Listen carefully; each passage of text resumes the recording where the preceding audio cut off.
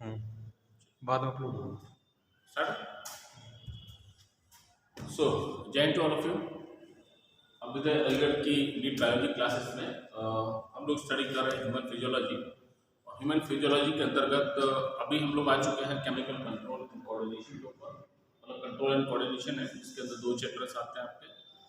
It is about chemical control and coordination and that is the neural control, और जिसमें हम लोग कल स्टार्ट किए थे केमिकल कंट्रोल एंड कोऑर्डिनेशन। और जैसा मैं आपको कल बताया था कि इसके लिए हमारे पास में कुल मिलाकर के 2 लेक्चर्स मिले हुए हैं। आज उसका सेकंड है, जितना भी हो पाता है। बाकी जो बचेगा उससे हम लोग कल कवर करेंगे। उसके बाद में नेक्स्ट टाइम जो भी मंडे में होगा तब से शुरू करेंगे। इस रिगार्ड में कल हम लोग जो स्टडी कर लिए थे बेसिकली हिस्ट्री को लेकर के, कौन कौन सी डिस्कवरीज कब हुई, उन पॉइंट्स को डिस्कस किया हमने।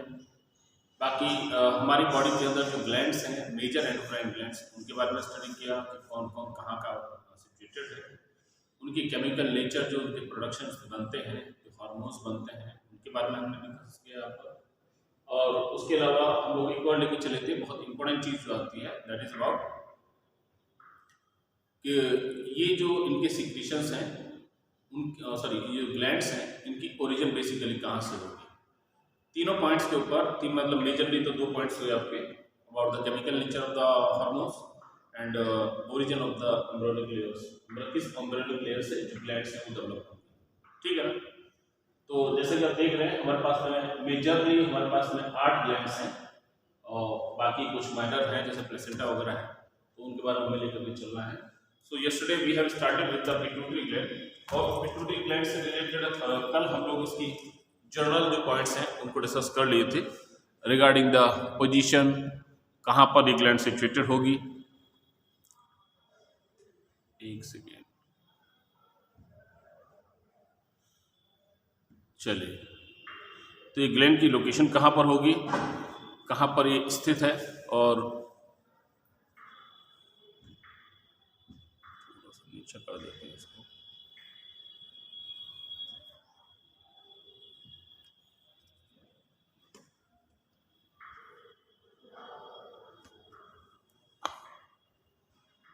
I think visibility is not clear to you. Okay. Yes. चलिए, तो कंटिन्यू करते हैं। कल जहाँ तक छोड़ते हैं हम लोग, हमने पिट्यूटरी के बारे में जाना, इसकी स्पेशलिटीज के बारे में जाना कि सबसे छोटी एंडोक्राइन ग्लैंड है, जिसको हम लोग मास्टर ग्लैंड भी बोलते हैं। बाकी इसकी पोजीशन ब्रेन के नीचे की तरफ होगी। बेसिकली क्रेनियल एरिया में 2 ग्लैंड्स हुआ करती थी, एक है आपकी पीनियल बॉडी और दूसरी है आपकी पिट्यूटरी। पिट्यूटरी को जनरली आपने डिवाइड किया था 2 पार्ट्स में। कैसे डेवलप हुआ इसकी जो एम्ब्रियोजेनेसिस है उसके बारे में हमने बात की थी कि कौन सा पार्ट कहाँ से डेवलप होता है, और कैसे ये स्ट्रक्चर जो है मेनली एक्टोडर्मल है और थोड़ी सी जो है एंडोडर्मल है। ओके, तो अभी हम लोग यहाँ से लेकर के चले तो आपको मैंने बताया था कि जो एंटीरियर लोब है, जिसे हम लोग एडिनोहाइपोफाइसिस कहते हैं, और एंटीरियर लोब जिसके नॉर्मली 3 पार्ट्स में डिवाइड किया था हमने इसको, जिसमें मेजर पार्ट जो थे उसका पारस मीडिया और पारस डिस्टेलिस था।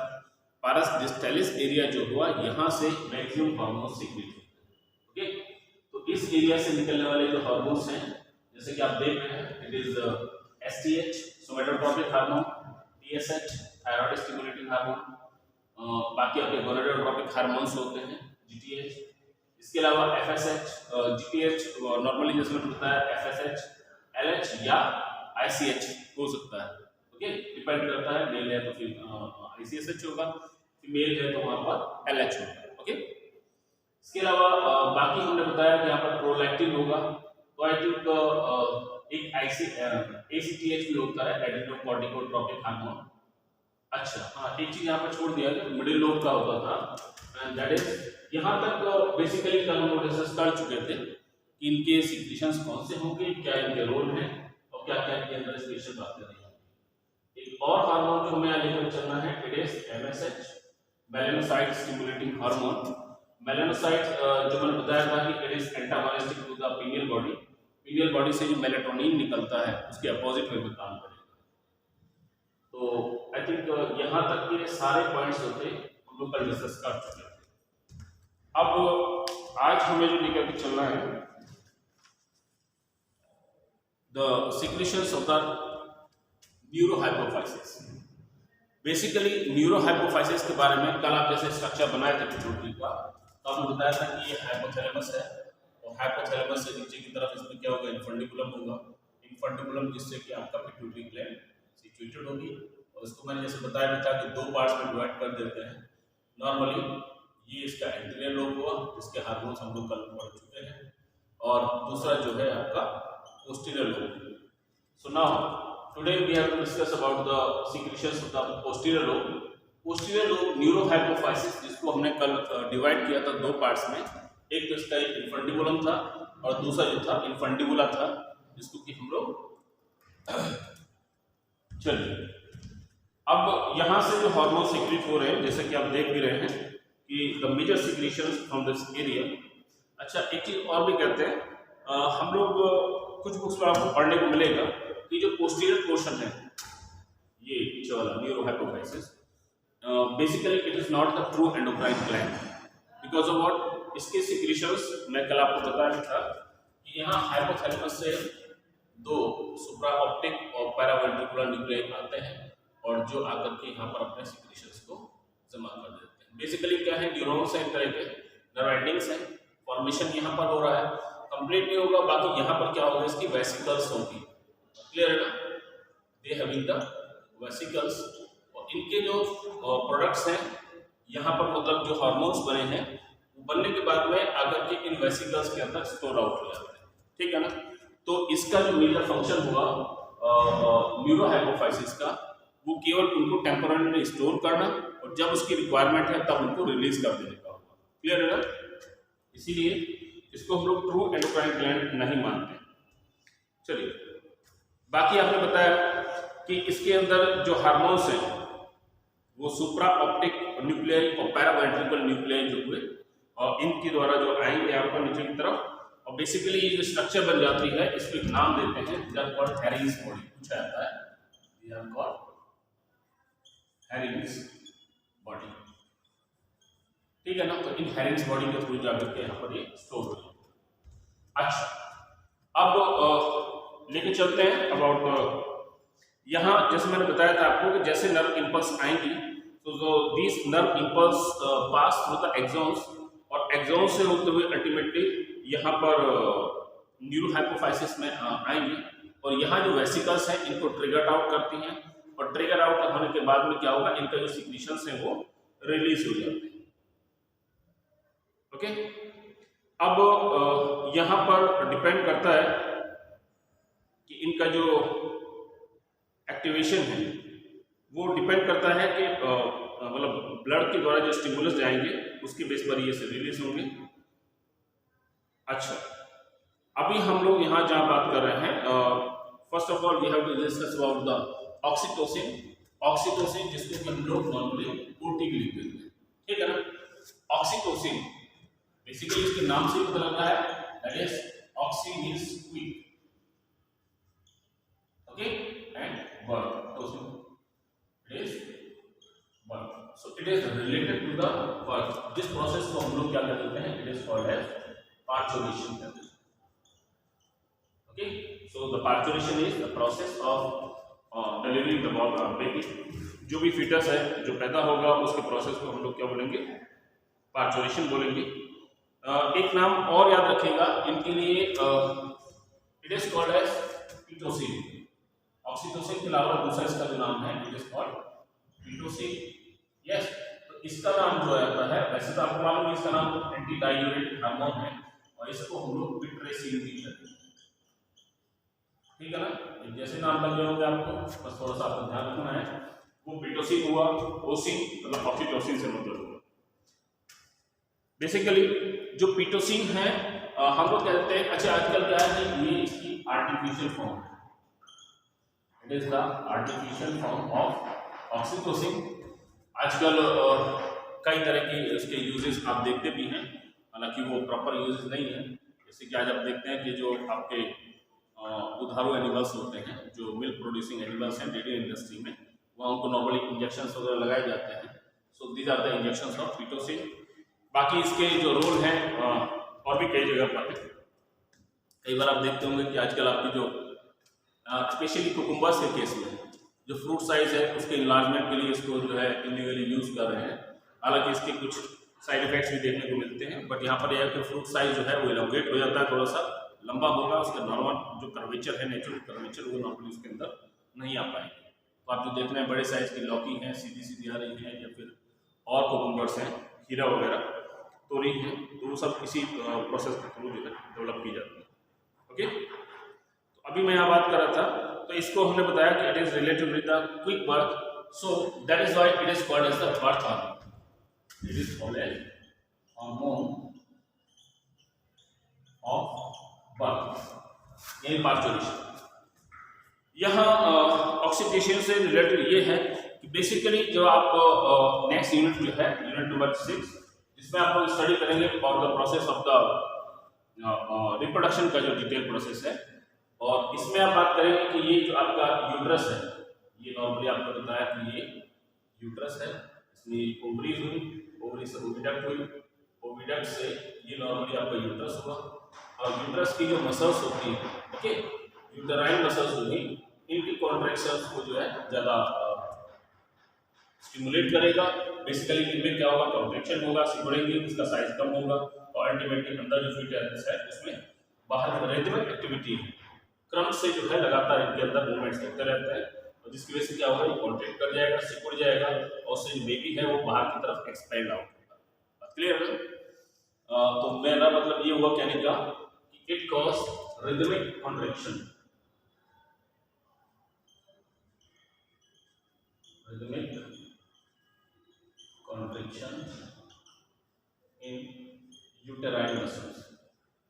अब कैसी मसल्स होंगी, सीधी सी बात है, स्मूथ मसल्स होंगी, यूटेराइन स्मूथ मसल्स। क्लियर है? तो ये इसका जो रोल हुआ वो which is related with the parturition. यहाँ पर ये होगा कि जो मैसेजेस जाते हैं हाइपोथैलेमस को, वहाँ से जो हाइपोथैलेमस है उसके न्यूरॉन्स को स्टिमुलेट करेगा, जिसकी वजह से क्या होगा, ऑक्सीटोसिन का सिक्रीशन होगा। बाकी आप एक चीज और लेके चले, तो मतलब ये वाला तो मैंने रोल बताया जो बर्थ से रिलेटेड है। इसके अलावा आप ऐसा भी कर सकते हैं कि पार्चुरेशन के टाइम पर जो लेबर पेन हुआ, जिसको हम कहते हैं लेबर पेन और सबपीड़ा, ओके, वो भी जो है काफी हद तक इसी से रिलेटेड है, ऑक्सीटोसिन की वजह से। So during the delivery process में अगर किसी लेडी को लेबर पेन नहीं होते, किसी मदर को लेबर पेन्स वगैरह नहीं हो पाते प्रॉपर वे में, तो उस कंडीशन में इसको ट्रीटमेंट के दौरान इसका इंजेक्शन दिया जाता है, जिससे उसके अंदर पेन होना शुरू हो जाता है, ओके, और अंदर की जो यूट्राइन मसल्स हैं वो उसको फोर्स करना शुरू कर देते हैं। इसका दूसरा जो मेजर रोल है वो है विद यही सेल एंड्रोम। तो इसका जो एक और रोल है, it is related with the lactation. Yes, अभी आप रिप्रोडक्शन वाली यूनिट में पढ़ेंगे कि आपका जो नॉर्मली मेमोरी ग्लैंड्स है, इसमें नॉर्मली ये क्या हुआ, टिट्स हुए, और इसके आसपास का जो ब्लैकिश एरिया होगा, this is called as the areola, it is called as areola. Yes, this is about the nipple या इसको आप टिट्स कह सकते हैं, ओके। तो बेबी आफ्टर द डिलीवरी जो बेबी है और नॉर्मली जब उसको सक करना शुरू करता है, तो इसकी सेंसेशन काफी सेंसिटिव एरिया हुआ है एरियोला का, यहाँ से सेंसेशन ब्रेन को जाती हैं, और ब्रेन में जाने के बाद में फिर वही वो हाइपोथैलेमस से रिलीज करना शुरू करेगा ऑक्सीटोसिन को। तो ये क्या होगा, this hormone help in release of milk. अब बाकी आप लोग नेक्स्ट यूनिट में आप डिटेल में इसको स्टडी करेंगे। नेक्स्ट अभी मैं 6 के बारे में बात कर रहा हूँ, अभी इससे पहले हमें प्लांट फिजियोलॉजी की 4th यूनिट भी लेकर चलनी है। तो यहाँ मैंने बताया था कि इसके पीछे की तरफ क्या है, बहुत सारे मेमोरी ग्लैंड्स होती हैं, स्वेट ग्लैंड्स का मॉडिफिकेशन है, तो इनको क्या होगा, स्क्वीज करेगा, दबाएगा, और इनके दबने से क्या होगा, इसके इफेक्ट से जो क्या नाम है, मिल्क रिलीज होगा, and this process is called as the lactation. अब यहाँ पर एक थोड़ी सी बात और ध्यान देनी है, अभी हमने एक हार्मोन पढ़ा था anterior pituitary, that was prolactin. तो ये क्या हुआ, it work in collaboration of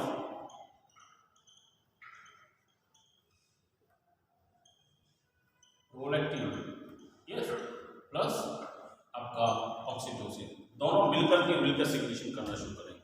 मतलब किसी भी हालत में आप ऐसा भी कह सकते हैं कि जो ऑक्सीटोसिन है वो मिल्क का प्रोडक्शन नहीं बढ़ाएगा, वो केवल उसकी जो रिलीज है उसको जो है नॉर्मली प्रमोट करेगा। नेचुरल प्रोसेस है, नेचर ने ऐसा कुछ बनाया हुआ है कि एक साथ बहुत सारा मिल्क रिलीज ना हो, क्योंकि ज़्यादा मिल्क अमाउंट जो रिलीज होगी वो क्या होगी, फीटस के लिए नुकसान, उसके लिए इन्फेंट के लिए नुकसान दे सकती है, चाहे वो कैटल से केस में रहा हो, चाहे जितने भी मेंबर्स हैं उन सब के लिए। तो वहाँ क्या है कि वो इंटरमीडिएटली रुक रुक करके रिलीज होता है, ओके, जिससे कि वो प्रॉपर्ली उसको डाइजेस्ट कर पाए, उसके बाद में ही नेक्स्ट फीड। अदरवाइज क्या होगा, जितना आप लोग देखते भी हैं कैटल से केस में, जैसे गाय भैंस जो भी आपके मिल्क प्रोड्यूसिंग मेंबर्स हैं, उन सब में क्या रहेगा नॉर्मली कि बहुत ज़्यादा अमाउंट ऑफ मिल्क बनता है। अगर इतना सारा दूध अगर बछड़े ने पी लिया, बछड़ा मतलब जो भी उसका बेबी है काफ, तो अगर वो ले लेगा तो अल्टीमेटली क्या करेगा, उसके लिए प्रॉब्लम हो जाएगी। इसीलिए क्या होगा, इसको थोड़ा सा रुक रुक करके रिलीज किया जाता है। दूसरा एक और आप इसको ले सकते हैं दूसरे वे में कि नेचुरल वे में तो जितने भी मैमल्स हैं most of them are the prey, जिनमें ज़्यादा प्रोडक्शन हो रहा है, तो वहाँ पर उसको अपना बचाव भी करना है। अब ये थोड़ी ना कि बैठे बैठे उसको जो है लैक्टेशन होता रहेगा, दूध पीता रहेगा वो, ठीक है ना, अपनी सुरक्षा के लिए उसको भागना भी है, जाना भी है, ओके। चलिए चलिए इन सब चीज़ों को छोड़िए, फिलहाल हम जो बात कर रहे थे वो ये है कि इन्फेंट में जो इसकी सकिंग ऑफ द एरियोला है, इससे सेंसेशंस जाएंगे, जिसकी वजह से क्या होगा, ऑक्सीटोसिन का रिलीज होगा, और इस ऑक्सीटोसिन के इफेक्ट से क्या होगा, मिल्क का प्रोडक्शन होगा, ओके। चलिए, तो इसका जो मैं बताया रोल जो है, दोनों काम मेरा यूट्राइन मसल्स के प्रोटेक्शन में भी रहा, और दूसरा जो रहा वो किस में रहा, उसमें लैक्टेशन। अभी एक चीज और भी आता है कि लैक्टेशन जो प्रोसेस है, it is not only related with the sucking of this areola region. इसके कुछ कहना चाहिए कि इफेक्ट वैसे भी होते हैं कि जो इंस्टिंक्ट डेवलप हो रही थी प्रोलैक्टिन से, उसी तरह की इनडायरेक्ट इंस्टिंक्ट यहाँ से भी डेवलप होती हैं। तो आप ऐसा भी कर सकते हैं, by the site of infant, बच्चे को देखने पर, छूने पर, या उसकी आवाज़ सुनने पर भी एक साइकोलॉजिकल इफेक्ट होता है, और उसकी वजह से भी क्या है, ऑक्सीटोसिन का रिलीज होना शुरू हो जाता है। तो ऑक्सीटोसिन भी और प्रोलैक्टिन दोनों ही जो है उस कंडीशन में रिलीज होंगे, और उसी कंडीशन में क्या होगा, अल्टीमेटली लैक्टेशन वगैरह शुरू हो जाएगा। आपने नॉर्मली देखा होगा, जो डेयरी वाले होते हैं, अगर उनका छोटा काफ जो है, किसी गाय भैंस का बच्चा मर गया, तो उस कंडीशन में क्या है, आर्टिफिशियल बेबी बना करके उसके आसपास रख देते हैं। उसको देखते ही क्या है, उसके अंदर ये साइकोलॉजिकल इफेक्ट होना शुरू हो जाएगा, जिसकी वजह से क्या होगा, आपका ऑक्सीटोसिन वगैरह रिलीज होना शुरू हो जाएगा, और वो दूध देना शुरू कर देगा। यस, मिल्क चॉइटी बोलते हैं, ओके। तो this is about the oxytocin.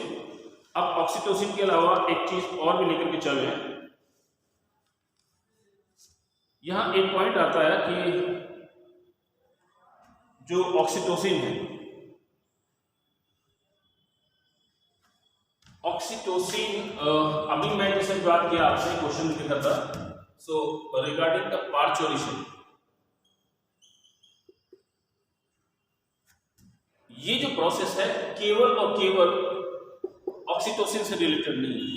यहाँ पर दो हार्मोन्स नॉर्मली काम करेंगे, जैसे आप लोग लेबर पेन या फिर जो भी चीज बता रहे थे उसमें इंक्लूड कर सकते हैं। तो एक तो यहाँ पर मदर रोल प्ले करेगी, जो क्या करेगी कि उसकी पिट्यूटरी ग्लैंड जो है, इससे ऑक्सीटोसिन रिलीज होगा, और दूसरा जो फीटस है,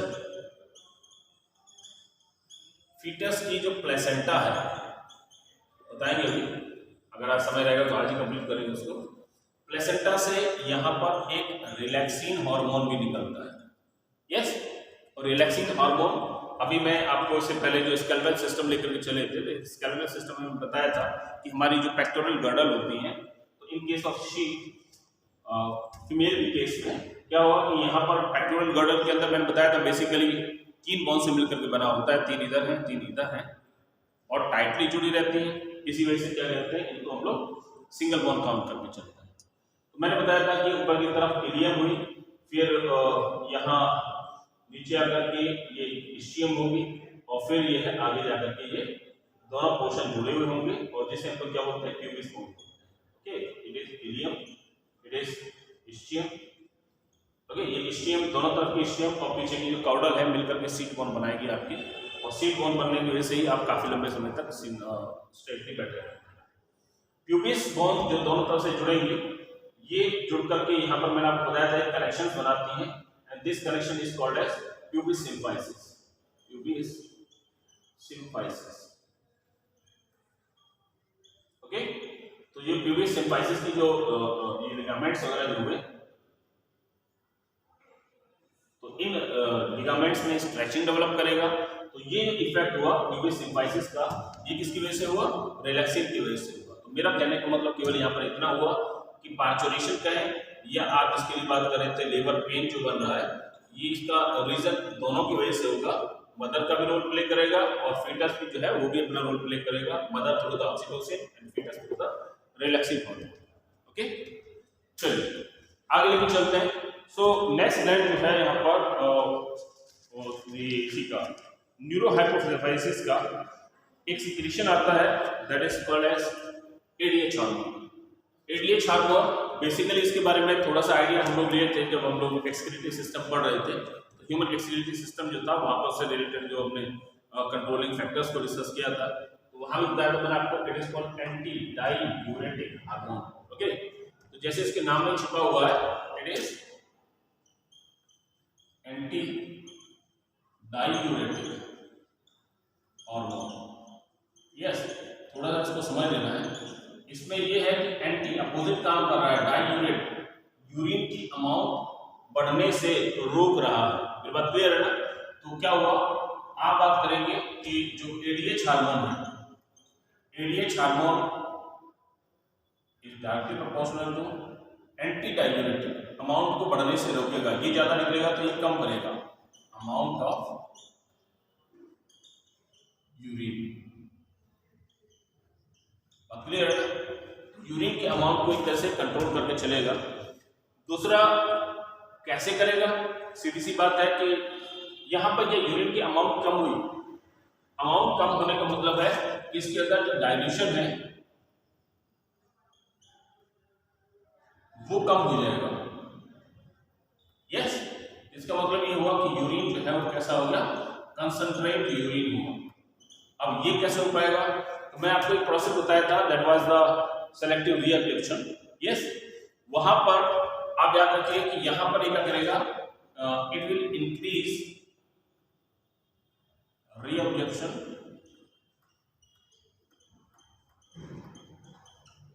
फ्रॉम, अब 3 जगहों से करेगा। कहां पर?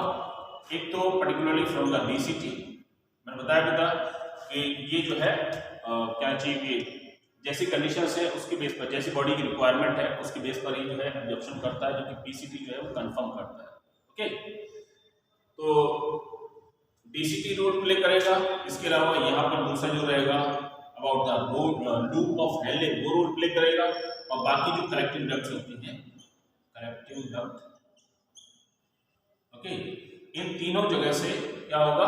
इसका जो एब्जॉर्प्शन है वो बढ़ जाएगा। क्लियर है ना? So this is the anti diuretic hormone. Anti diuretic hormone जिसको वैसोप्रेसिन भी कहते हैं, it is called vasopressin.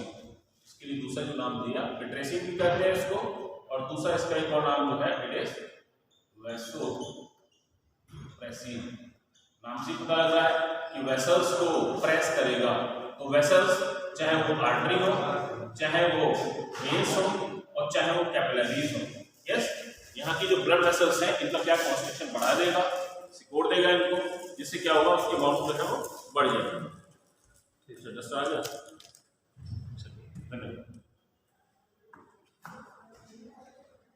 Okay, सो मैंने बताया था कि it increase the absorption of water from the kidney tubules, especially from the loop of Henle, DCT and the collecting duct. बाकी मैंने बताया कि ये क्या है, वैसोकॉन्स्ट्रिक्टर है। वैसोकॉन्स्ट्रिक्टर का मतलब ये हुआ कि तीनों तरह की वेसल्स में, आर्टरीज में, वेन्स में और जो कैपिलरीज है, तीनों के थ्रू जो है एब्जॉर्प्शन को बढ़ा देगा। अब ये जरा सोचने वाली बात ये है कि जब ब्लड का मतलब यूरिन में से वाटर के अमाउंट एब्जॉर्ब बढ़ जाएगा, एब्जॉर्प्शन बढ़ जाएगा, तो यूरिन कैसा होगा, कंसंट्रेट हो गया। मैंने बताया कहाँ, यस कंसंट्रेट यूरिन हो जाएगा। अब जब यूरिन कंसंट्रेट हो जाएगा तो उस कंडीशन में क्या होगा, it will lead to increase in blood pressure. बहुत इंपॉर्टेंट, यस। तो जो पेशेंट है उसका ब्लड प्रेशर जो है उस कंडीशन में बढ़ जाएगा। क्लियर?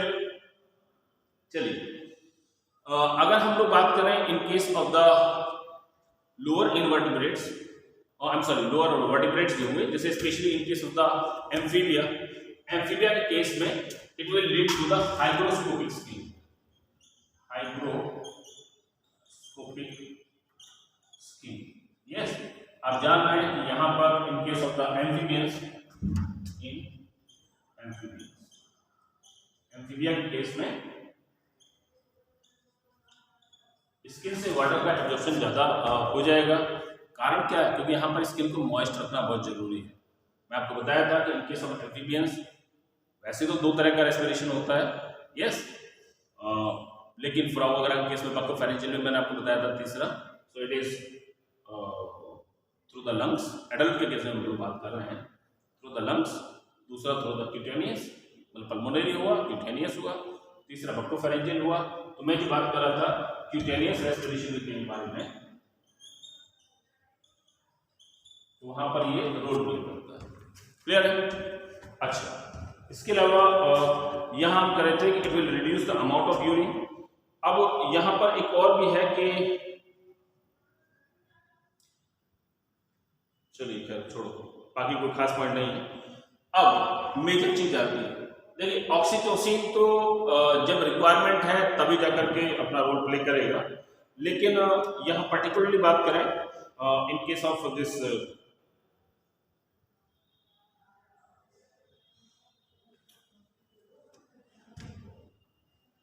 यस, तो अगर हमने बात किया कि अगर एडीएच कम निकल रहा है, इसका सिक्रीशन हाइपर सिक्रीशन हो रहा है, उस कंडीशन में क्या होगा, अमाउंट ऑफ यूरिन बढ़ जाएगी। मैंने ये बताया ना, ज्यादा निकल रहा है तो कम हो जाएगी, बताया ना, इन्वर्सली कम है। It is amount of the urine पर डिपेंड करता है। ये ज्यादा निकलेगा तो एक डिजीज हो जाती है जिसे हम लोग कहते हैं डायबिटीज। अब डायबिटीज में आप लोग दो तरह के पढ़ते हैं, एक पढ़ते हैं इंसिपिडस और एक पढ़ते हैं मेलाइटस। सिंपल तरीका है याद रखने का, मेलाइटो, मेलाइटो माने होता है शुगर, ओके। तो अगर यूरिन के अंदर शुगर की अमाउंट बढ़ रही है, ग्लूकोज की अमाउंट बढ़ रही है, तो डायबिटीज मेलाइटस हो गया। और मेलाइटस होता है इन case of that what, insulin की डिफिशियंसी। बात क्लियर है? वो पैंक्रियास से रिलेटेड चीज है। जबकि यहां हम लोग बात कर रहे थे, it is called as insipidus. Insipidus, इस कंडीशन में क्या होगा, अमाउंट ऑफ यूरिन बढ़ जाएगा। यस, यूरिन जो है दैट में increase up to the 7 to 10 litres के आसपास की कैपेसिटी हो जाएगी पर डे। जो जो उसका सिक्रेशन होगा वो बहुत ज्यादा बढ़ जाएगा। बात क्लियर है ना? So this disease is called as diabetes insipidus. या आप इसको ऐसे भी कह सकते हैं, जब यूरिया की अमाउंट बढ़ गई तो उसको क्या बोलते हैं हम लोग, this is called polyuria. Okay, urine polyuria हो जाएगा। अब यहाँ पर एक चीज और ध्यान देना है कि इस कंडीशन में पॉलीयूरिया जो हुआ, डायबिटीज इंसिपिडस, जिसमें आपको मैंने बताया क्या हो जाएगा, it will lead to polyuria. और इस कंडीशन में आप कहेंगे कि यहाँ पर ग्लूकोज का लेवल कम हो जाएगा, लो और no glucose in urine. Clear है? ग्लूकोज का ऐसे कोई लेवल देना नहीं है यहाँ पर। बाकी अगर दोनों चीजें हैं, दोनों केस हैं, तो फिर अलग बात है कि उसको डायबिटीज मेलाइटस भी है और इंसिपिडस भी है, तब तो ऑब्वियसली बढ़ जाएगा। अदरवाइज क्या होगा, यहाँ पर ग्लूकोज की अमाउंट जो है नहीं होगी उसमें। बाकी जैसे मैंने अभी आपको बताया था कि यूरिन डाइल्यूट हो जाएगा up to the 10 litres per day की लिमिट तक पहुंच जाएगा। Okay, so this is about the ADH hormone, anti diuretic hormone जो है उसके जो जो इफेक्ट्स होंगे। कुछ स्पेशल पॉइंट्स और यहाँ पर बात की जाती है अबाउट द पिट्यूटरी ग्लैंड। मैं आपको एक टर्म बताया था कि जहां भी हम लोग फाइसेक्टोमी लगा देते हैं, यस, इसे हम लोग बोलते हैं hypophysectomy. Yes, so it is related with the surgical removal of pituitary. Yes, या आप ऐसा भी कह सकते हैं कि ऐसी कंडीशन जहां पर पिट्यूटरी का फेलियर हो गया, तो उस कंडीशन को मैं आपको कल एक डिजीज बताई थी, that was the Simon disease, okay, which is due to the failure of pituitary. Okay, तो ये कुल मिलाकर के पिट्यूटरी से रिलेटेड कुछ फैक्ट्स थे। इसको हम लोग हाइपोफाइसेक्टोमी बोलते हैं, हाइपोफाइसेक्टोमी, ठीक, ओके। अब एक छोटी सी चीज यहां पर और आती है, and that is related with the, मैं अभी जहां पे बता रहा था कि अभी तक हम लोग मान करके चलते थे कि जो पिट्यूटरी है वो मास्टर ग्लैंड है, बिकॉज ऑफ व्हाट, ये मेजर जो एंडोक्राइन स्ट्रक्चर्स हैं, ग्लैंड्स हैं, उनके ऊपर अपना कंट्रोल करके चलती है, इसीलिए इसको मास्टर ग्लैंड बोल देते हैं। लेकिन समस्या एक और आती है कि बेसिकली पिट्यूटरी जो है which is under the control of hypothalamus. Pituitary खुद डायरेक्टली किसी चीज को कंट्रोल नहीं करती, पिट्यूटरी तो खुद किसी और के अंडर में, वो कहेगा वही काम करो। तो अब आपने एक चीज का देख लिया कि पिट्यूटरी का जो हम लोग कंट्रोल के बारे में बात कर रहे हैं, वो पोस्टीरियर लोब से मतलब नहीं है उसका। पोस्टीरियर लोब तो पहले से ही इसे कंट्रोल में है, कारण जितना वो मटेरियल बनाएगा उतना ही वो आगे रिलीज करेगा। इसके बाद आज हमने जो डिस्कस किए थे अबाउट द न्यूरो हाइपोफाइसिस जो रीजन था पोस्टीरियर लोब, लेकिन एंटीरियर लोब जो है that is under the direct control of hypothalamus. अब हाइपोथैलेमस को लेकर के चले तो आपने बताया कि जो एंटीरियर लोब है this one, it is under control of hypothalamus, और यहां पे क्या होता है, हाइपोथैलेमस से कुछ फैक्टर्स रिलीज होते हैं। यस, अब ये फैक्टर्स के ऊपर आजकल क्वेश्चन ज्यादा पूछे जा रहे हैं। जैसे अब यहां जो फैक्टर्स बनेंगे, कुल मिलाकर के आपने बताया कोई 5 तरह के हार्मोन्स थे। अब इन हार्मोन्स के साथ में फैक्टर्स जो बनते हैं, कुल मिलाकर के यहां पर 9 फैक्टर्स बनते हैं। यस, एक थोड़ा सा और याद रखना है कि कुछ ऐसे होते हैं जो स्टिमुलेटरी फैक्टर्स होते हैं, इनहिबिटरी फैक्टर्स नॉर्मली नहीं होते। यस, तो यहाँ पर 3 एक टेक्निक अपनी अपनी, तो मैं एक टेक्निक आपको बताता हूँ कि आप इसमें याद रखिएगा कि M, P एंड S, ये 3 स्ट्रक्चर्स जो है, यानी कि M फॉर MSH, P जो है आपका दैट इज क्या बोलते हैं उसके लिए,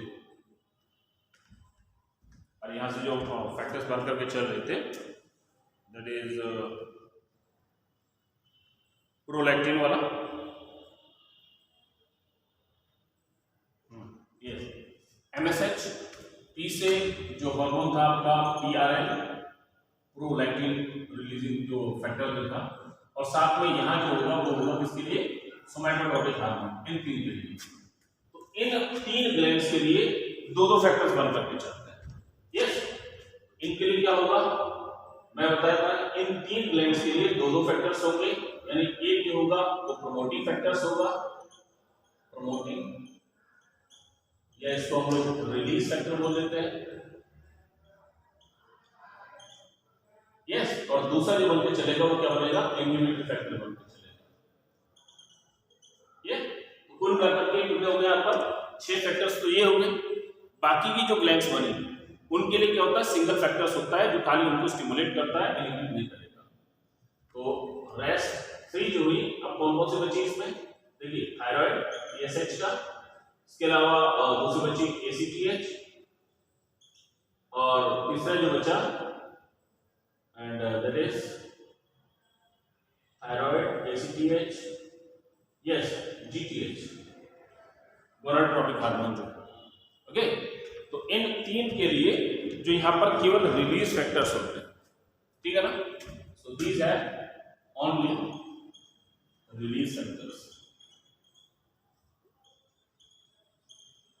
तो मैं क्या बताएंगे आपको कि कुल मिलाकर के यहाँ 3 ये हो गए और 6 ये हो गए, मतलब प्रमोटिंग फैक्टर्स है हर एक का, तो हर एक का इनहिबिटरी फैक्टर्स है।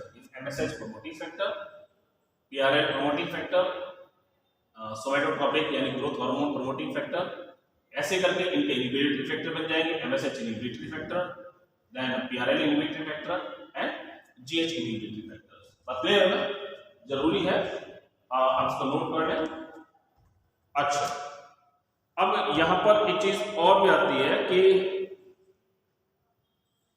ओके, एक क्वेश्चन पूछा गया था कि अगर हम जो मैं अभी बताया ना आपको हाइपोफाइसेक्टोमी,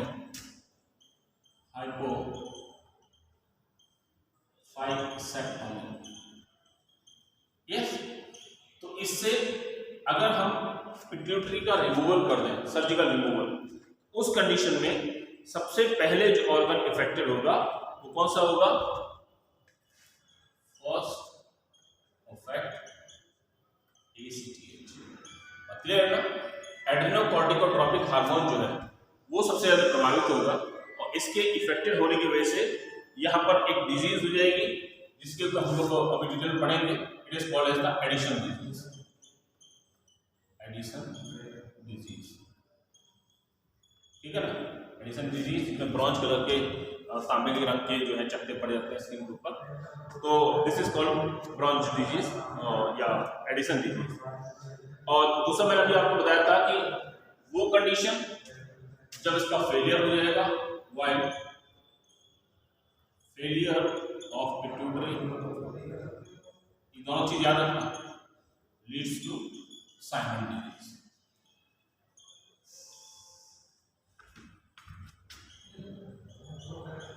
इसको हम लोग पिट्यूटरी को कैपिटल बोलते हैं, पिट्यूटरी।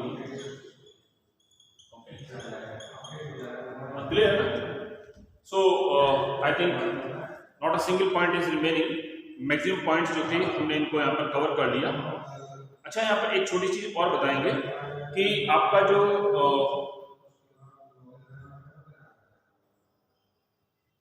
ओके ग्रोथ हार्मोन के बारे में बात कर रहे थे, सोमैटोट्रोपिक जो, तो सोमैटोट्रोपिक में जो इनहिबिटरी होगा इसको सोमैटोस्टैटिन बोलते हैं। यहाँ जैसे मैंने बताया इसमें जो इनहिबिटरी फैक्टर होगा it is called somatostatin, yes. और जो इसका रिलीज फैक्टर होगा इसको हम लोग सोमैटोकाइनिन बोलते हैं, यस। ये कंफ्यूज मत होइएगा, बाकी इसका पूरा नाम जो था वो सोमैटोट्रोपिन था, यस। सोमैटोट्रोपिन ग्रोथ हार्मोन का नाम हुआ। बाकी मैंने बताया अब इसका इनहिबिटरी फैक्टर जो है इसको सोमैटोस्टैटिन बोल देंगे, जबकि इसका जो प्रमोटिंग फैक्टर है यानी रिलीज फैक्टर है उसको हम लोग सोमैटोकाइनिन बोल देंगे, ठीक है। चलिए अब नेक्स्ट लेकर चलते हैं। अगली जो हमारी ग्लैंड है it is about pineal body.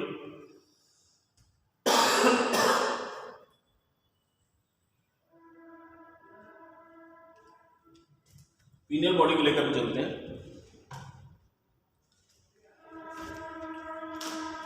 बता दें इसको,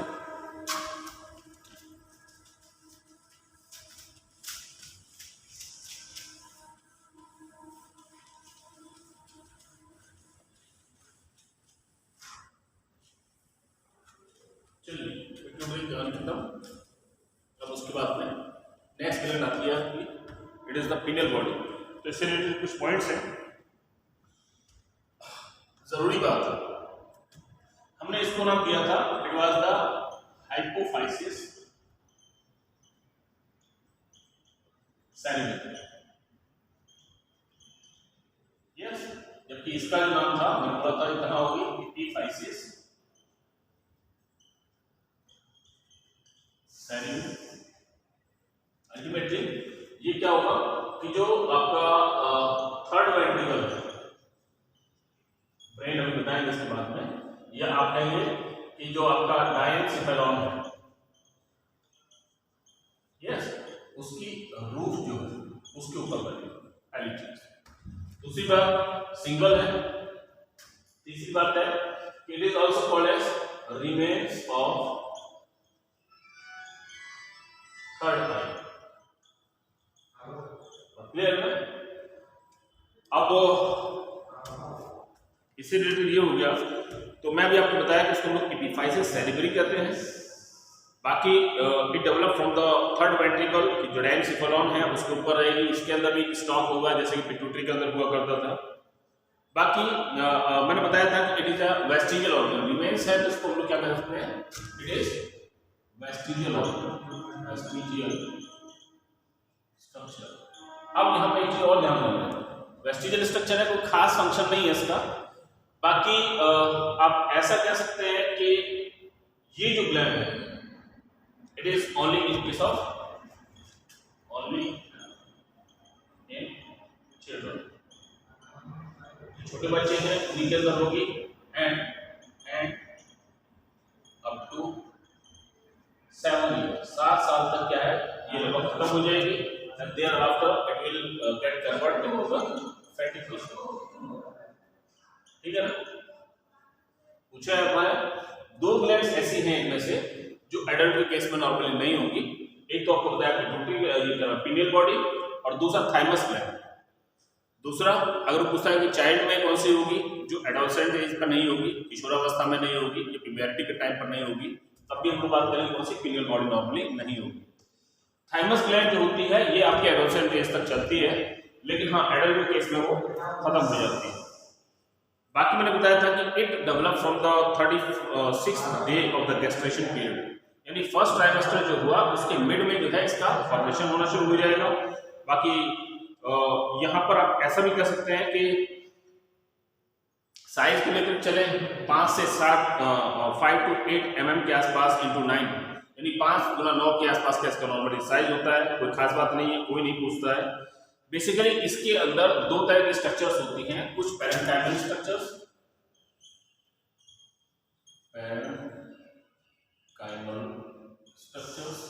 यस, और दूसरे जो होते हैं इसके अंदर पैराफोलिकुलर सेल्स होती हैं। पैराफोलिकुलर सेल्स या इसको हम लोग interstitial cells, it having interstitial cells. यहाँ इंटरस्टिशियल सेल्स आप लोग जब उधर पढ़ेंगे टेस्टिस को, तो टेस्टिस के केस में भी इंटरस्टिशियल सेल्स या जिनको हम लोग सेल्स ऑफ लैडी भी बोलते हैं वो वहां भी मिलेंगी।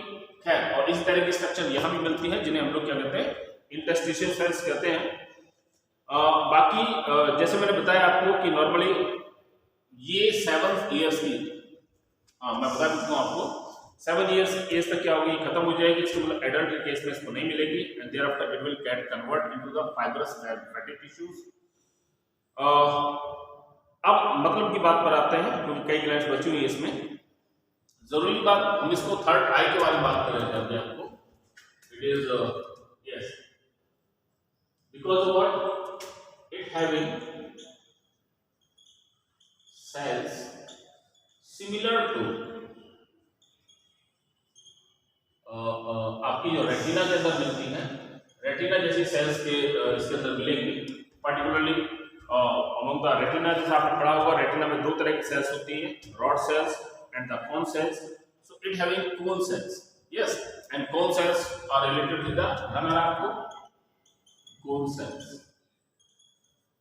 अलग दो तरह की सेल्स होती हैं, rod sales and the cone cells। Rod sales जिनके अंदर जो है शलाका कोशिकाएं बोलते हैं जिनको आप लोग, these are cone cells जो है कलर्स के लिए होंगी और रॉड सेल्स जो होती हैं वो आपका उसके लिए लाइट एंड डार्क के लिए रहती हैं, अंधेरे और उजाले की पहचान करने। ठीक है ना? इस वजह से इसको जो है रिमेन्स ऑफ द थर्ड आई बोल देते हैं। अब यहाँ से रिलेटेड जो आपके हार्मोन्स हैं, बेसिकली आपको यहाँ पर दो हार्मोन्स स्टडी करने हैं। दैट इज, एक मैं आपको बता ही चुका हूँ, इट इज मेलेटोनिन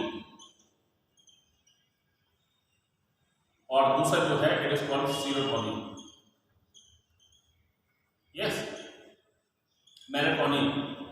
यहाँ कल मैं आपको एक चीज बताया था कि मेलेटोनिन जो है it is antagonistic to, antagonist जानते हैं उल्टा काम करता है, MSH of middle pituitary, middle lobe of pituitary. Clear ना? तो ये जो मेलाटोनिन है ये क्या करेगा कि ये जो मेलानोफोर्स होते हैं उनको क्या करेगा, इकट्ठा कर देगा।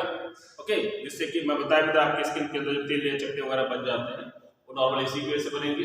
जबकि MSH क्या करेगा, उनको स्प्रेड आउट कर देगा, फैला देगा, जिससे स्किन का जो पिगमेंटेशन है, कलर है, वो स्किन के ऊपर आ जाएगा, डार्क या लाइट जैसा भी रहेगा।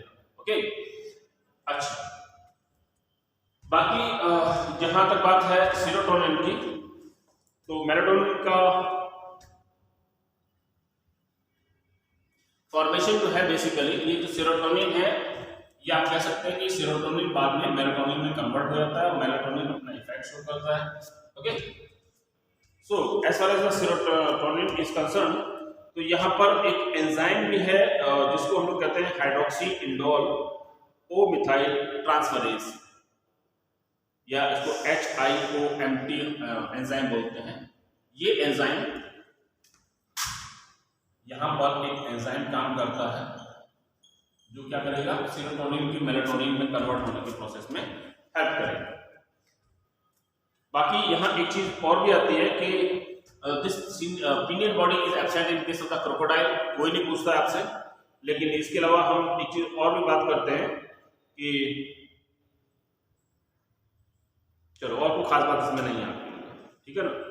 कोशिश करनी है कि अननेसेसरी पॉइंट्स को आप लोग यहाँ पर ना लेके चलें, कोशिश करें जो एग्जाम्स में पूछे जाने वाले तथ्य हैं हम उन्हीं के बारे में यहाँ पर डिस्कशन करें। नेक्स्ट ग्लैंड लेकर के चलते हैं। तो पीनियल बॉडी के बाद में अगली जो ग्लैंड आ जाती है आपकी, it is the thyroid gland, बहुत इंपॉर्टेंट ग्लैंड है थायराइड ग्लैंड। थायराइड से रिलेटेड एक तो आप ये कहते हैं कि it is the largest endocrine gland. Yes, smallest porosity pituitary थी, सबसे बड़ी ये है, लेकिन यहाँ पर जरा देख लीजिएगा, लार्जेस्ट ग्लैंड पूछ रहा है तो आप बात करेंगे लिवर के बारे में, लेकिन अगर वो लार्जेस्ट एंडोक्राइन ग्लैंड पूछ रहा है तभी आप थायराइड के लिए लेके चलेंगे। जहां तक पोजीशन का प्रश्न है, तो आपने बताया था कि जैसे कि आपका रेस्पिरेटरी सिस्टम पढ़ा था, आपका ट्रैकिया है, ट्रैकिया के दोनों तरफ जो है ये क्या होगा, स्ट्रक्चर मिलेगी। ओके, अब एंटीरियर साइड से दोनों लोब्स इसके आपस में जुड़े रहेंगे और जिस कनेक्शन से जुड़ेंगे this is called as the isthmus. Okay, isthmus का मतलब इसी से होता है जो एक पतली सी नैरो बॉन्डिंग बन जाए किसी चीज के बीच में, इसी को हम लोग क्या बोलते हैं, इस्थमस बोल देते हैं। ओके, ये टर्म आप कई जगह पढ़ेंगे, आगे इंट्रोडक्शन में भी पढ़ेंगे, यहाँ भी पढ़ेंगे। अच्छा, अगर हम इसके पोस्टीरियर साइड से देखें तो इसका कनेक्शन किधर है, आगे की तरफ है, और इसके पोस्टीरियर साइड में अगर हम लोग बात करें तो on the back side it will have ये दोनों तरफ दिखाई देगा, और इसके अंदर छोटी छोटी सी पैराथायरॉइड ग्लैंड जो होंगी, दो जोड़ी धसी हुई होंगी। क्लियर है ना? So this are not visible from the anterior side. Okay, चलिए बाकी जैसे मैंने आपको बताया था, अभी अगर आप, हालांकि आपके कोर्स में डिटेल में नहीं है वो सब चीजें, अगर हम लोग लोअर कॉर्डेट्स के बारे में बात करते हैं तो it develop from the endostyle, pharynx से develop from endostyle. Yes, endostyle क्या हुआ कि जैसे आपने कहा कि ये फेरिंक्स है, फेरिंक्स के अंदर सीलियरी स्ट्रक्चर्स होती हैं। Okay, so these are called endostyle. इसकी एक आउट पॉकेटिंग होती है जिससे बंद करके चलेगी, बाद में ये से क्या है, सेपरेट हो जाएगी। This is the pharynx. Okay, these are endostyle, out pocketing बनेगी और उसके बाद में क्या होगा, इससे सेपरेट आउट हो जाएगी, फेरिंक्स अलग हो जाएगा और ये स्ट्रक्चर अलग हो जाएगी। यहां पर एक नाम और याद रखना है आपको, थॉमस वाटसन का।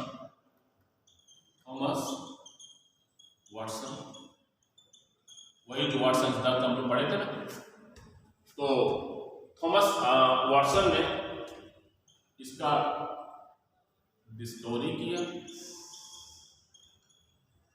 एंड स्पेशली डिस्क्रिप्शन पूछा था and described by the thymus gland. Okay, और क्या नाम है, सॉरी, थायराइड ग्लैंड। अब बाकी मैं बताया था कि इसका नॉर्मली जो वेट है वो 20 से 30 ग्राम के आसपास का होगा, कोई खास बात नहीं है। दूसरी एक और चीज लोकेशन में बता ही चुका था आपको, ये फेरेंजियल रीजन में मिलेगी आपके, यानी कि नेक वाले रीजन में मिलेगी। यहाँ पर आप ऐसा कर सकते हैं कि इसमें, क्योंकि अब ये क्या हुआ, मैं आपको एक चीज बताया था कि हमारा जो गट है उसका एंटीरियर पार्ट फेरिंक्स से ऊपर का और बाकी नीचे एनस वाला पार्ट भी हुआ, रेक्टम वगैरह, वो सारे किससे डेवलप हुए हैं, एक्टोडर्म से डेवलप हुए हैं। उसके बाद में यानी फेरिंक्स है ये वाला पोर्शन, और उसके बाद में पूरी गट जो है वो किससे डेवलप होती है, एंडोडर्म से डेवलप होती है। तो आप ये कह सकते हैं कि इट इज एंडोडर्मल, कल मैं डिटेल में बताया था आपको इन ओरिजिन। यस, अब एक चीज और आता है कि एंडोडर्म से बनकर भी चला, चलिए फटाफट मेजर पॉइंट्स लेके चलते हैं, अदरवाइज तो मैं कहता है एंडोडर्मल ओरिजिन में है। बाकी यहाँ से जो हार्मोन्स बनेंगे, बेसिकली दो हार्मोन्स पर आपको फोकस करना है, it is about T3 and T4। यहाँ पर एक हार्मोन बना है जिसको मैंने बताया था, it is called thyroxine. Yes, दो फॉर्म्स होती हैं इसकी, T3, यस, तो ट्राई आयोडो थायरोक्सिन कह देते हैं, और दूसरी जो होती है इट इज कॉल्ड T4। एक और खास बात मैंने बताया था, it is the only gland having hormone in store. Yes, कल मैंने बात की थी इस बारे में कि केवल थायरोक्सिन हार्मोन ऐसा है जो इनएक्टिव, मतलब क्या नाम है, इसके अंदर स्टोर हो जाएगा, बाकी सब जो होते हैं वो टेम्पररी स्टोर होते हैं। इसको जो है ग्लैंड के अंदर नॉर्मली स्टोर कर लिया जाएगा। बाकी इसके अंदर मेजरली जैसे मैंने बताया आपको T4 होगा 90% के आसपास, इसको थायरोक्सिन बोलते हैं या इसको टेट्रा आयोडोथायरोक्सिन बोलते हैं। ओके, और it is the stored form, approximate 90% ये होगा, जबकि ये क्या है, it is the active form, पूछा जाता है। इट इज सीधी बात है, एक्टिव है तो कम ही होगा, तो लगभग 10 से 15% के आसपास क्या होगा, T3 होता है।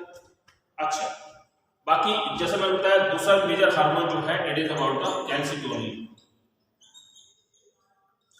अब कैल्सिटोनिन जो है नाम से पता लग रहा है, कैल्शियम यानी कैल्शियम से रिलेटेड हुआ, it is related with the absorption of calcium ion, तो कैल्शियम मेटाबॉलिज्म से रिलेटेड है। यहाँ आप ऐसा कह सकते हैं कि जो थायराइड की स्ट्रक्चर्स बना करके आप देखेंगे सेक्शन, तो नॉर्मली थायराइड के सेक्शन में आपको दो तरह के स्ट्रक्चर दिखाई देंगे। ये इसमें क्या फॉलिकल्स होंगी, यस, और इसके बीच में क्या होगी, पैराफॉलिकुलर सेल्स, ठीक है ना। इन फॉलिकल्स के अंदर यहाँ पर क्या होगा, ये कोलॉइडल फॉर्म में क्या होगा, T4 होगा, और जबकि यहाँ पर क्या होगा, ये कैल्सिटोनिन का फॉर्मेशन होगा। बात क्लियर होगा ना कुछ, यानी कि इनको क्या बोलते हैं, these are called parafollicular cells. Yes, जबकि ये कहां बनेगा, ये कोलॉइड यानी इनकी जो थायरोक्सिन है ये कहां बनेगा, इन फॉलिकल्स के अंदर बनेगा, ठीक है ना। ओके, अब इससे रिलेटेड अच्छा एक चीज और बताया मैं आपको, यहाँ पर कोई भी स्ट्रक्चर है उसका जो नॉर्मली ट्रांसपायरेंट या हाइलाइन पार्ट हुआ इसको हम लोग स्ट्रोमा कह देते हैं। पैराफॉलिकुलर सेल्स को हम लोग ये भी कह सकते हैं कि कैल्सिटोनिन जो है वो कहां बनेगा, स्ट्रोमा को बंद करके चलेगा। अच्छा, अब एक छोटा क्वेश्चन और आता है कि हमारे बॉडी में जो आयोडीन की रिक्वायरमेंट है, so our daily iodine requirement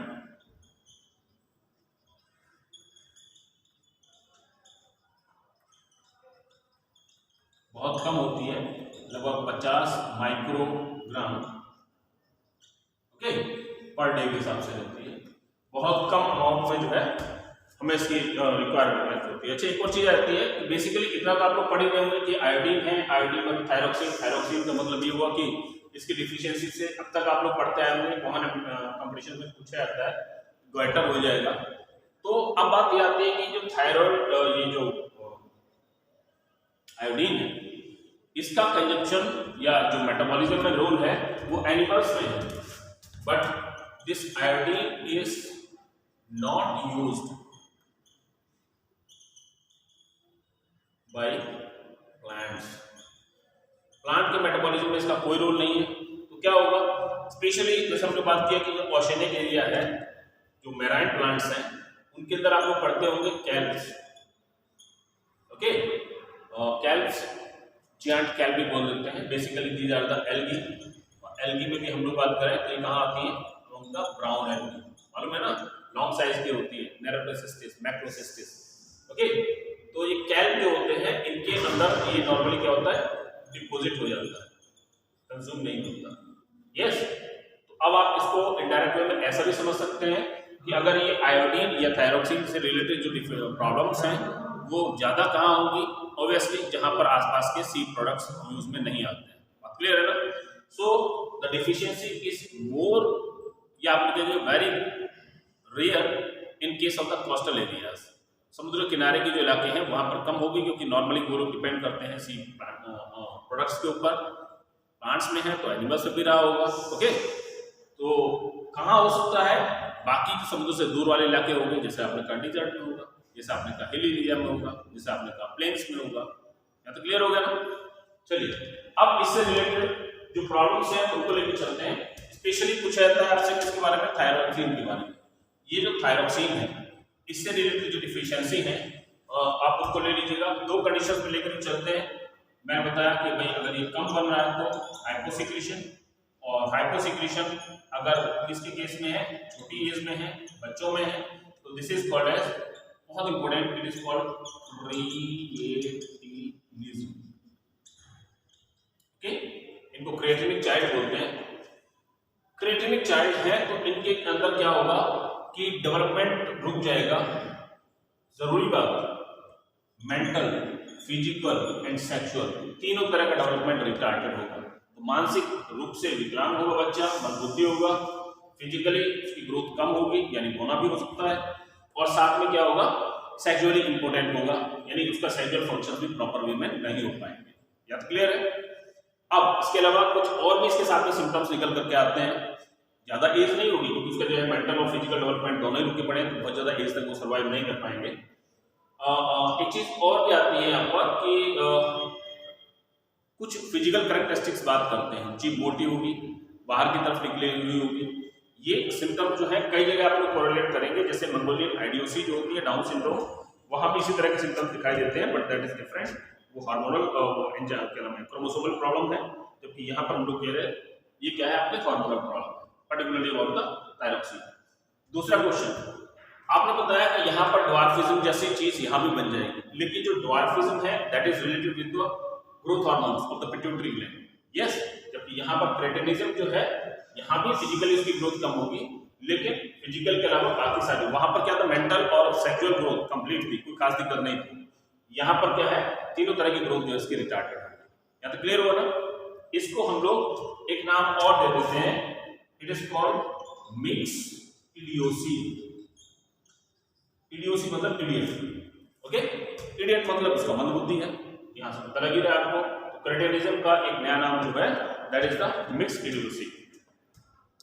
चलिए अब दूसरा बात करते हैं, इन केस ऑफ द एडल्ट, अगर बड़े लोगों में बात करते हैं, एडल्ट में क्या होगा,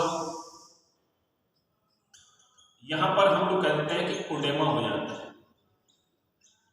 ओडेमा मतलब स्वेलिंग, किसी भी रीजन में अगर स्वेलिंग होती है तो हम लोग ओडेमा बोल देते हैं। अब पूरा नाम इसको लिखते हैं हम लोग मिक्स ओडेमा। क्लियर है ना? प्लेन स्वेलिंग नॉर्मली बन जाएगी गर्दन के आसपास। अच्छा, इसको एक नाम और भी पढ़ते हैं आप लोग, it is called Gull's disease. Gull's disease, और इसके जो चांसेस है वो मोर इन फीमेल, महिलाओं को जो है थायराइड की प्रॉब्लम ज्यादा होती है, more in female than male. Male में इस तरह के चांसेस थोड़े से कम रहते हैं, लगभग मान चलते हैं कि 8 से 10% के आसपास ज्यादा प्रॉब्लम होती है फीमेल्स थायराइडिज्म के लिए, लेकिन ऐसा नहीं है, थोड़ा बहुत केसेस जो है वो मेल में भी हो सकते हैं। अच्छा, एक डिजीज यहाँ पर और लेके चलते हैं, it is about Hashimoto disease. ये डिजीज के नाम जरूर याद रखिएगा, हाशिमोटो डिजीज। यस, ये बेसिकली क्या है, ऑटो इम्यून डिसऑर्डर है, ऑटो इम्यून डिसऑर्डर। यस, चलिए फटाफट लेके चलते हैं इसको। तो मैंने बताया आपको कि यहाँ पर इसकी डिफिशियंसी से बच्चों में मिक्स एडिमा हो जाएगा, और क्या नाम, मिक्स इडियोसी हो जाएगा, या इसको क्रेटिनिज्म बोलते हैं। जबकि एडल्ट लोगों में जो है यहाँ पर इसको गर्ल्स डिजीज या मिक्सोडर्मा, या फिर मैं एक और केस बताया था जैसे कि in that case of Hashimoto disease. Okay, अच्छा, बाकी ये सारे डिजीज हाइपोसिक्रेशन से रिलेटेड है। अगर हम इसके हाइपर सिक्रेशन के बारे में बात करें तो नॉर्मली हाइपर सिक्रेशन या इसको हम लोग हाइपर थायरॉइडिज्म भी कह सकते हैं। यहां पर स्पेशली आपको याद रखनी है that is about the Grave disease and Plummer's disease. इसके हाइपर सिक्रेशन से आपने बताया एक होगी that is called Grave disease और एक होती है प्लूमर्स डिजीज। यस, अब जरा ध्यान दीजिएगा, ये गुल्स डिजीज जो क्या नाम है गल्स डिजीज होती है, तो ये जो है इसमें तो प्लेन स्वेलिंग रहेगी, जबकि यहाँ पर प्लूमर्स डिजीज जो है इसमें क्या हो जाएगा, इट विल हैविंग, मतलब इसके अंदर छोटी छोटी सी नोट्स बन जाएगी, गांठें बन जाएगी, क्लियर है ना, सूजन भी होगी और उसके अंदर क्या है छोटी छोटी सी गांठें बनती चली जाएंगी। So this is called as the Plummer's disease. Grave disease जो होती है इसमें अगर हम यहां पर लेके चले, ओके, तो मैं बताया भी आपको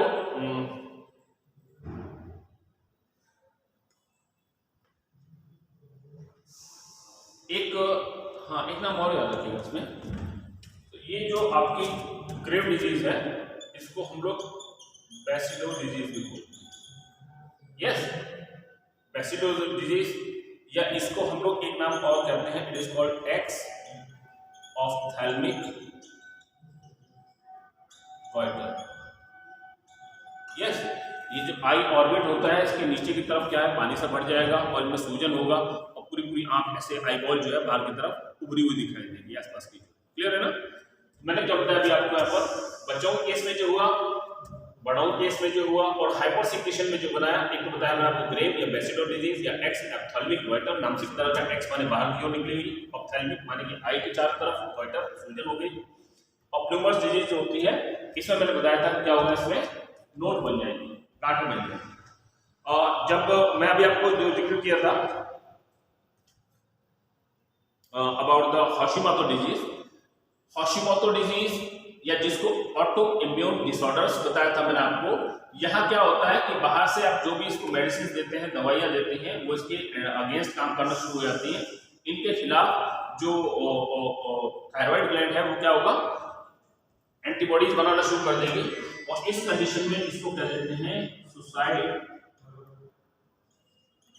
ऑफ थायराइड। ठीक है ना, पूछा जाता है। तो I think this is all about the thyroid gland. हाँ, थायराइड ग्लैंड में दूसरा जो बताया आपको मैंने, कैल्सिटोनिन।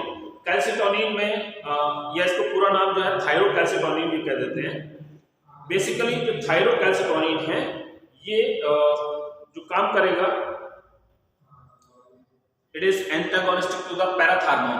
अभी हम लोग पैराथायरॉइड ग्लैंड पढ़ेंगे इसके बाद में।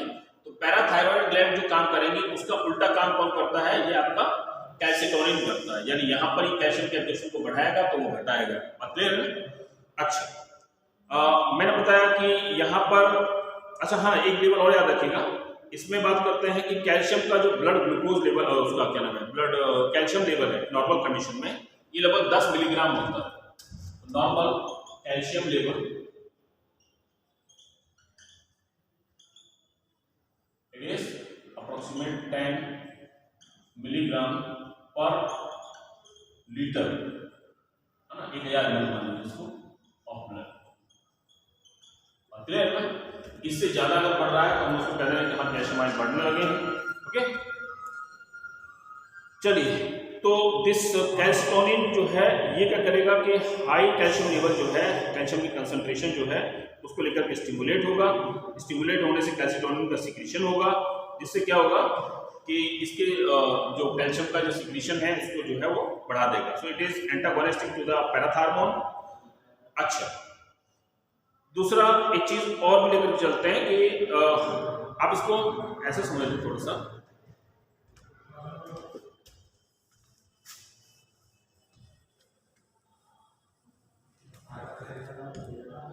मैं बात कर रहा था अबाउट द कैल्सिटोनिन।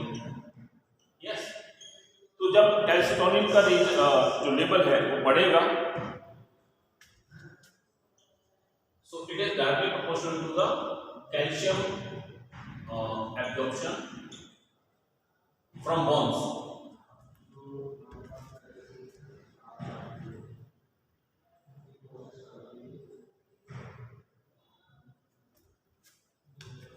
आप समझ लीजिएगा, कैल्सिटोनिन जो है कैल्शियम कंसंट्रेशन इन ब्लड बढ़ाएगा, इसका लेवल अगर बढ़ रहा है तो यस, और ये जो है इनवर्सली प्रोपोर्शनल टू होगा, या आप ऐसे मान लीजिएगा जब ब्लड बढ़ रहा है तो क्या होगा, बोन्स में कम हो जाएगा, यस, और बोन्स में कम हो गया, अल्टीमेटली ब्लड में कम होगा, तो इसी तरह से हम लोग कह देंगे it is inversely proportional to the urine. Clear है ना? मतलब मेरा कहने का जो हुआ वो ये हुआ कि अगर कैल्शियम का लेवल, कैल्सिटोनिन हार्मोन का लेवल बढ़ता है तो कैल्शियम आयन की कंसंट्रेशन यूरिन में बढ़ेगी, डायरेक्टली प्रोपोर्शनल होगा, और ब्लड में भी बढ़ेगी, और अल्टीमेटली क्या होगा, बोन्स में ये कम हो जाएगी। तो सही करने से ओके, चलिए। अच्छा, अब इसका मतलब एक और भी हुआ, मैं अभी इसके बाद में जो डिस्कस करूंगा पैराथायरॉइड ग्लैंड, तो पैराथायरॉइड जो होगा वो इसके उल्टा काम करेगा। नेक्स्ट वाला is parathyroid gland. Parathyroid gland से बाकी आपको मालूम है 4 होती हैं, पोस्टीरियर साइड में होंगी, यहां से जो निकलता है it is called parathormone, okay, या इसको हम लोग कॉलेज हार्मोन भी कर देते हैं, कॉलेज हार्मोन, यस, और ये क्या होगा, अपोजिट टू, कई हार्मोन से भी दूसरे उल्टा काम कर रहे हैं, अपोजिट टू कैल्सिटोनिन। चलिए, ओके, सो नेक्स्ट वन,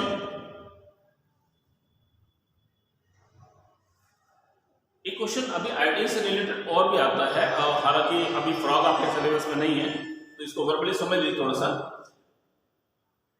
आपने कहा कि फ्रॉग के अंदर नॉर्मली मेटामॉर्फोसिस होता है, मतलब टेडपोल में मेटामॉर्फोसिस होगा जिससे कि वो क्या होगा, एडल्ट फ्रॉग में कन्वर्ट हो जाएगा।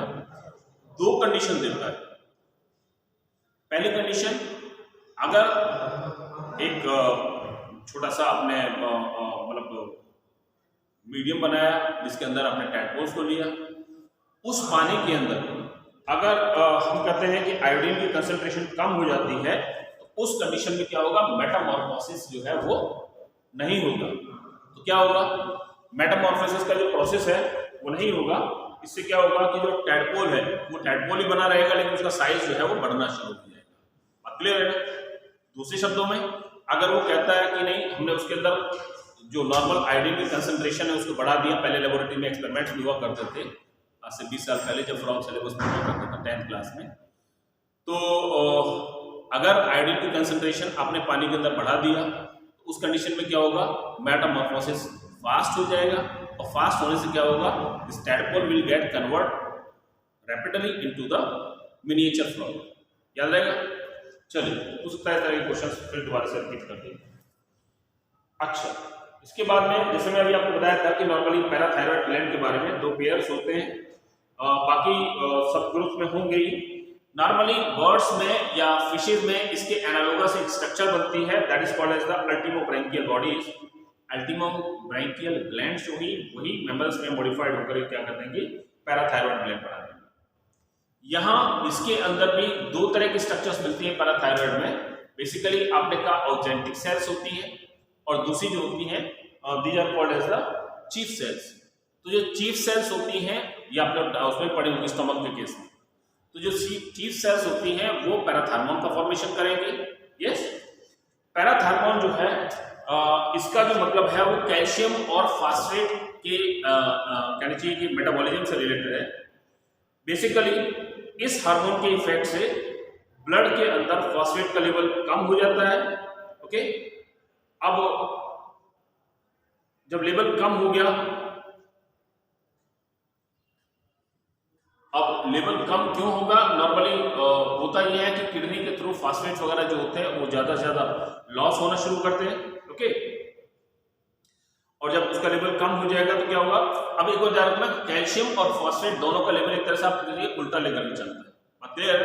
कैल्शियम का लेवल घटेगा तो क्या होगा, फॉस्फेट का लेवल बढ़ना शुरू हो जाएगा ब्लड के अंदर। यस, तो अब क्वेश्चन पूछा जाता है, the parathyroid gland will stimulate, जो उसमें फैक्टर्स देकर चलेगा। Number 1, it is due to the lower in the calcium level. Number 2, raise in the phosphate level, none of the both of these. तो सीधी सी बात है, दोनों रीजंस में। तो मैंने क्या बताया कि यहाँ पर फॉस्फेट का लेवल बढ़ने पर ये स्टिमुलेट होगी, यानी कि जब स्टिमुलेट हो रहा है तो इसका मतलब क्या हुआ, फॉस्फेट का लेवल कम करती होगी, कैल्शियम का लेवल बढ़ाती होगी। अब कैल्शियम निकल के कहां से आएगा, सीधी सी बात है, हड्डियों से निकालेगा। तो क्या होगा, इसकी कंडीशन से बोन्स के अंदर कैल्शियम के अमाउंट कम हो जाएगी। उसी कंडीशन को हम लोग कहते हैं क्या, ऑस्टियोपोरोसिस कह देते हैं। ओके, हड्डियां कमजोर हो जाएंगी, ब्रिटल हो जाएंगी, आसानी से फ्रैक्चर्स वगैरह होना शुरू हो जाएंगे। क्लियर है ना? अच्छा, दूसरा, ये जो है आपकी जो इंटेस्टाइन है, जहां फूड नॉर्मल डाइजेस्ट हुआ होगा, तो वहां से कैल्शियम के एब्जॉर्प्शन को भी प्रमोट करता है। चलिए, बाकी मैंने आपको बताया देता है, इसको हम लोग एक नाम और देते हैं, that is called the Collip's hormone. तो मैंने क्या बताया कि it stimulate lowers the calcium level and increase the phosphate level. Yes, promote PTH secretion. PTH secretion. Clear हो गया? चलिए, नेक्स्ट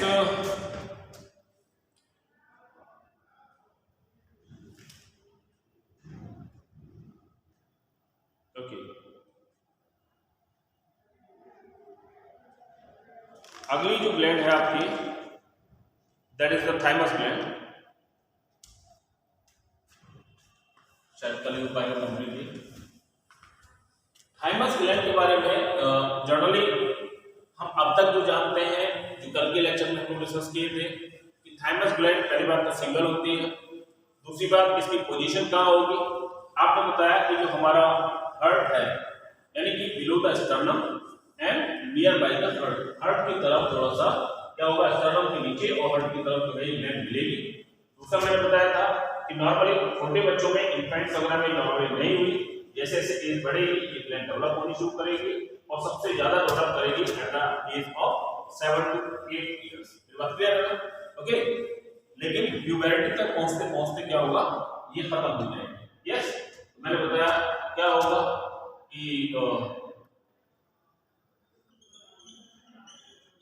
डेवलप, पहली बार तो मैंने बताया कि it is found below the sternum,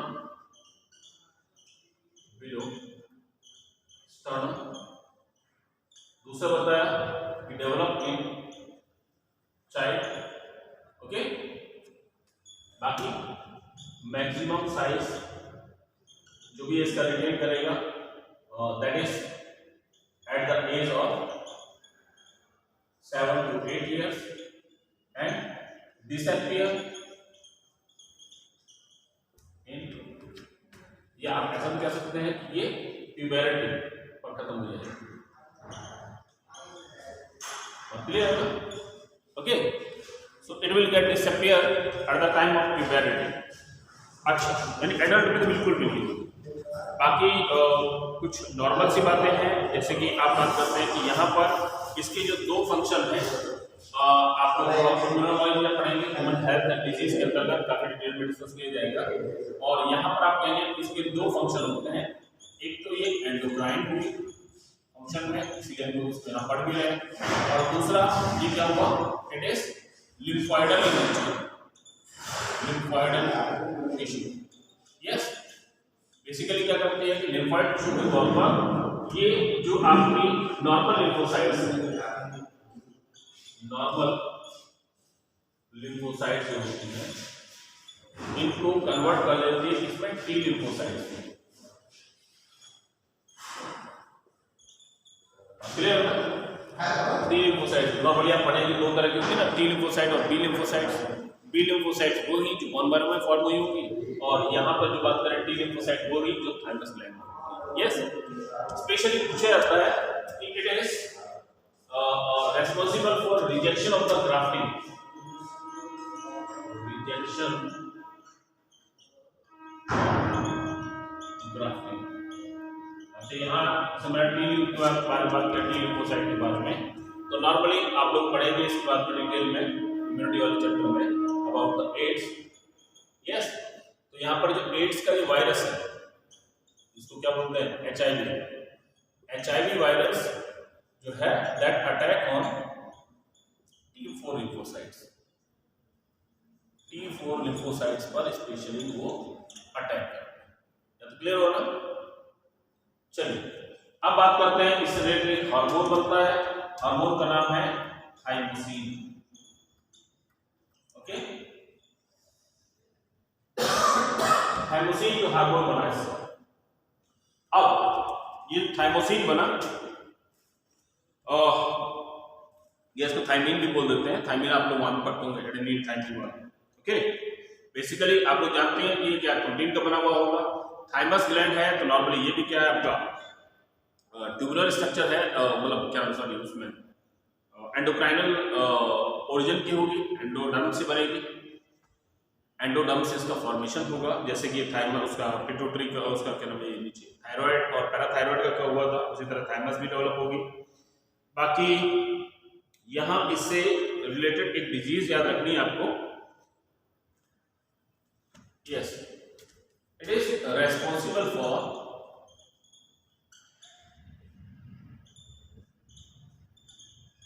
deposition of minerals in bones. Clear है ना? बोन्स में मिनरल्स के डिपोजिशन से इसका रोल है। और बाकी इसके हाइपोसिक्रीशन से कब निकल रहा है? हाइपोसिक्रीशन लीड्स टू, पूछा जाता है। अभी आपको बताया था वहां पर जो पैराथायरॉइड ग्लैंड बताई, वहां कैल्शियम के उस एब्जॉर्प्शन से रिलेटेड था। इससे एक डिजीज होती है, दिस इज कॉल्ड टिटेनिया।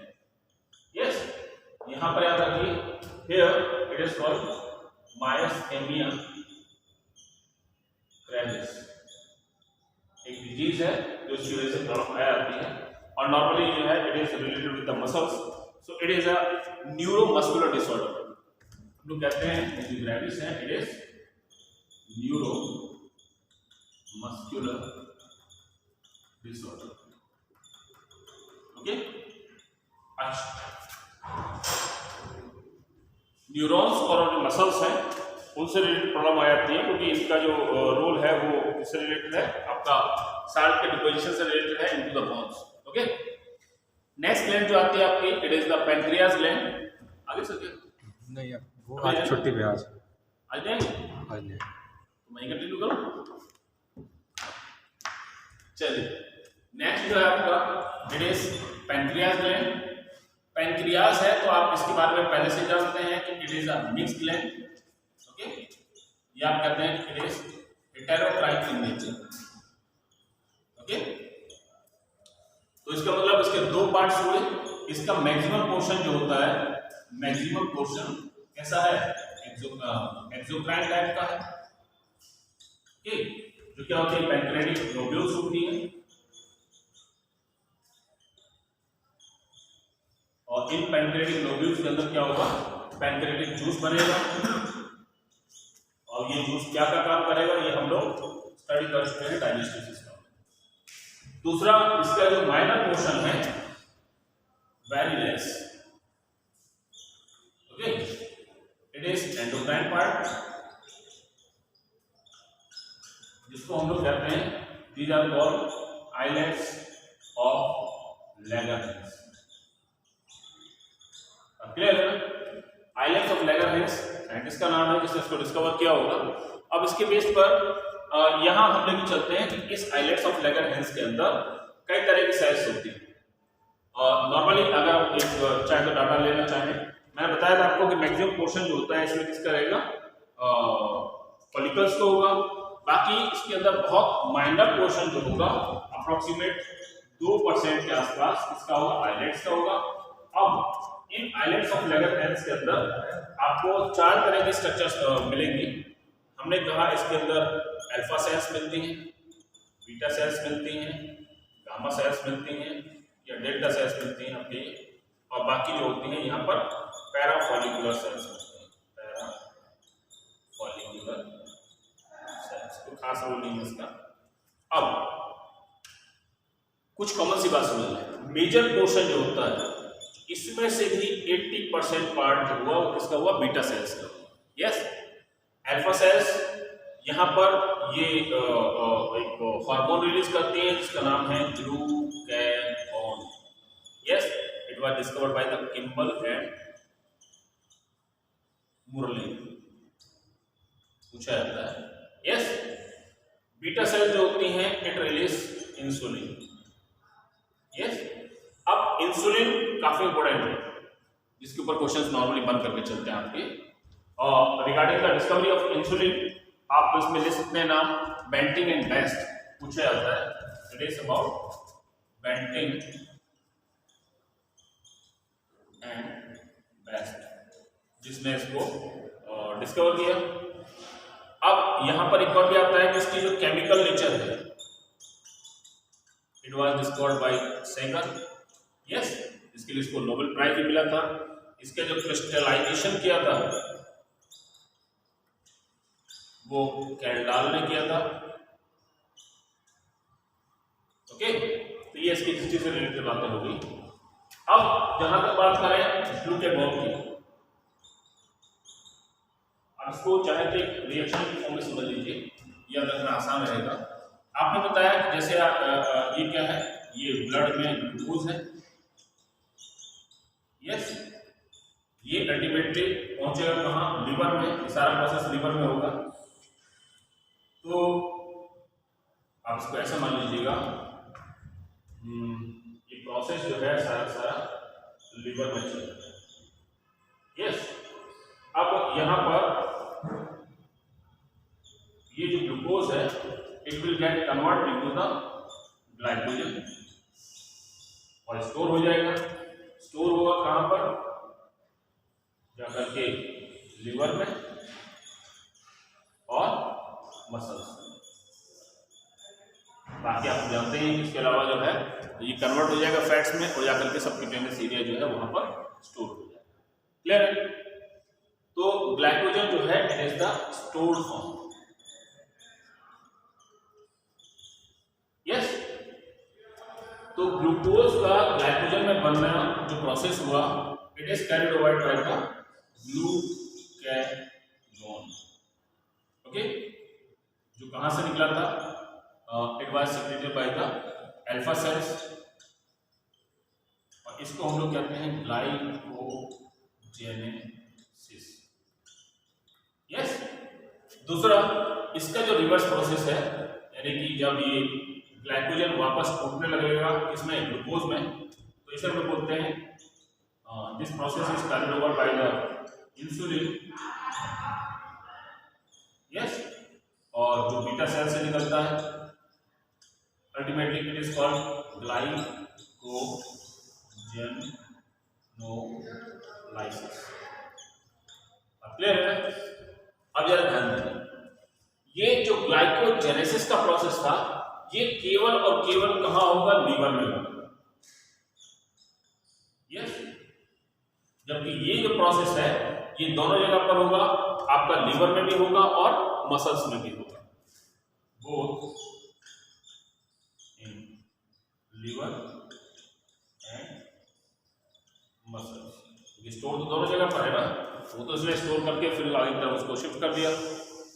तो ग्लाइकोजन के बारे में हम लोग डिस्कस किए कि the glycogen is secreted by the alpha cells which are less in number and this glycogen का जो प्रोसेस था it was discovered by the Kimball and Morli.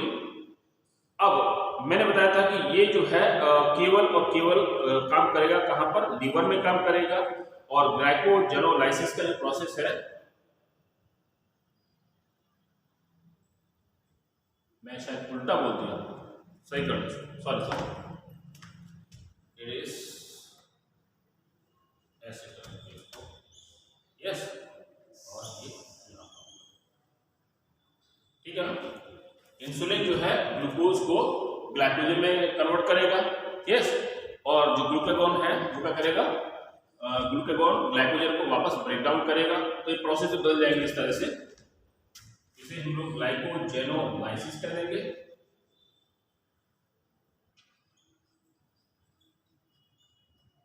और इसको हम लोग ग्लाइकोजेनेसिस कह देंगे।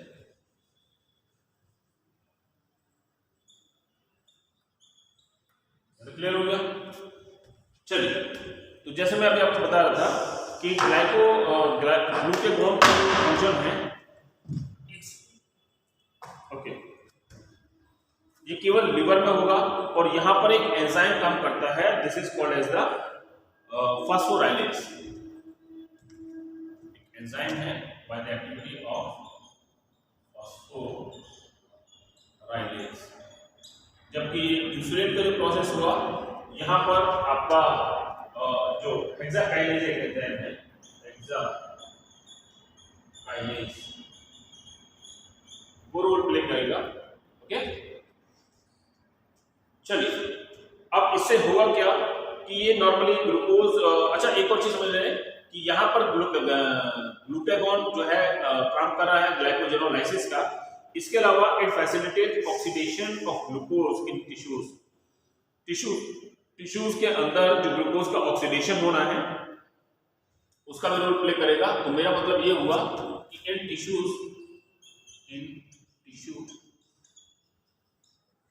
दिस ग्लूकागॉन है ना परफॉर्म एज इंसुलिन। क्लियर है ना? चलिए,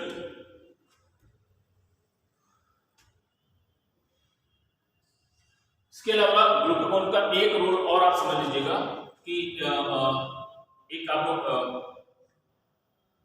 it increase threshold for absorption of sodium ion, potassium ion and phosphate ion, yes, in yes. तो उसका क्या है, ये एब्जॉर्प्शन को जो है वो करेगा। बाकी मैं बताया था आपको कि दूसरा है आपका बीटा सेल्स से जो बना है आपका इंसुलिन बना। Insulin which was discovered by the Banting and Best. इसकी जो केमिकल स्ट्रक्चर है, it was discovered by the Sanger who was got Nobel prize for this. इसके जो क्रिस्टल्स थे that was prepared by the Kedar. अच्छा, अभी जैसे मैं बात कर रहा था कि नॉर्मली इंसुलिन केस में क्या होता है कि इंसुलिन जो है इनएक्टिव यानी प्रीकर्सर फॉर्म में जो है बनेगा, प्री इंसुलिन की फॉर्म में, ओके, और बाद में जो है एक्टिव इंसुलिन में जो है जब जरूरत पड़ेगी तो वो कन्वर्ट हो जाएगा। अच्छा, बिसाइड द कार्बोहाइड्रेट मेटाबॉलिज्म, यहाँ पर जो इंसुलिन का जो अदर रोल्स हैं इसमें बहुत जरूरी समझ लीजिएगा। It also play role in protein synthesis. दूसरा, फैट मेटाबॉलिज्म में फैट को वापस कन्वर्ट करेगा। अब ये एक चीज हुआ था कि आपने जो ग्लाइकोजन बन गई थी लिवर में, लिवर से आपने कहा था कि उनको भेज दिया था मसल्स में।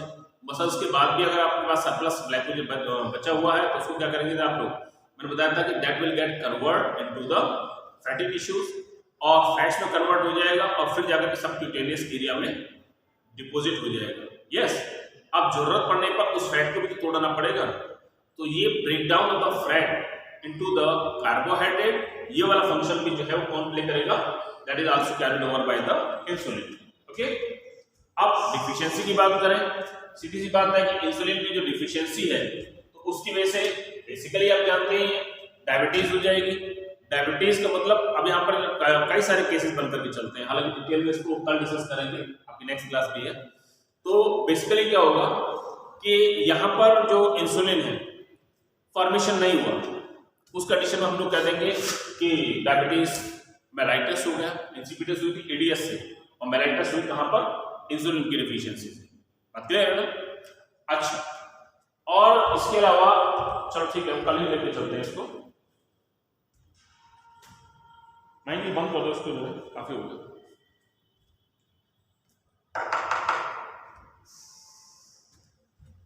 ओके, बाकी पॉइंट्स हैं कि नेक्स्ट क्लास है। तो हम लोग कल डिस्कस करके चलते हैं इसको, ठीक है ना। कल हम लोग यहीं से शुरू करेंगे। अब तो ये छोटी छोटी ग्लैंड्स हैं। हाँ, एड्रिनल काफ़ी टाइम लगेगा, बाकी गोनेड्स को बहुत डिटेल में यहाँ पर नहीं पढ़ना है क्योंकि रिप्रोडक्शन में दोबारा से इनको डिटेल में पढ़ना पड़ेगा। ओके, थोड़ा सा हम लोग बात करेंगे प्लेसेंटा के बारे में। बाकी जीआई ट्रैक्ट के हार्मोन्स आप लोग पहले से पढ़ ही चुके हैं, ठीक है ना। तो आज के शेड्यूल के हिसाब से हम लोग कुछ मेजर एंडोक्राइन ग्लैंड्स होती उनको यहाँ पर कवर कर लेंगे, ठीक है ना।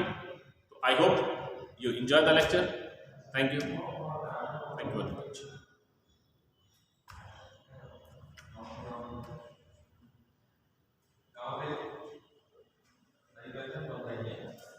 गाँव में जो जेस्टो प्रोसेस मैंने आपको बताया, 3 लोगों को अवगत करा दो, सब करा दो जितने अप्रैल में पैसा पड़ेगा।